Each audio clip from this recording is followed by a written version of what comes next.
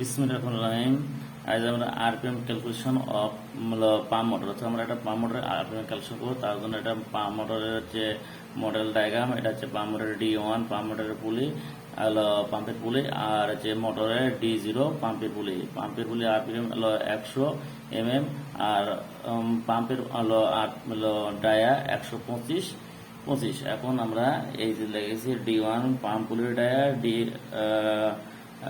D0 pump motor pulley dia 100 mm, আর D1 pump পুলির dia 125, আর আরপিএম 1400 আরপিএম। এটা হচ্ছে পাম্প মোটরের আরপিএম।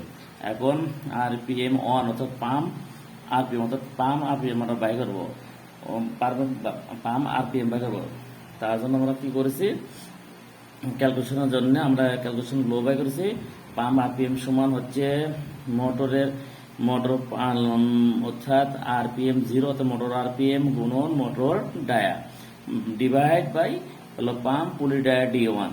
এখন এইভাবে এই যে সূত্রটা আমরা লিখে রাখছি হচ্ছে motor pump RPM, pump RPM সমান হচ্ছে motor RPM motor pulley dia divide by pump পুলি ডায়া। এখন পাম্প মোটরের আরপিএম 1400, পাম্পের ডায়া 100, আর পাম্প পুলির ডায়া 125। ক্যালকুলেশন করলে আসে কত, 1152 আরপিএম, অর্থাৎ পাম্পের আরপিএম 1152।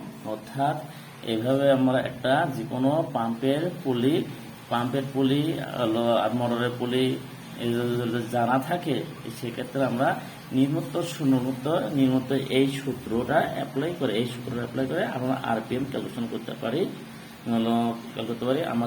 আমার টেকনিক্যাল কিছু সমস্যা থাকে আপনারা ক্ষমা দৃষ্টি দেখবেন এবং আমার চ্যানেলটা সাবস্ক্রাইব করবেন প্লিজ। আল্লাহ হাফেজ।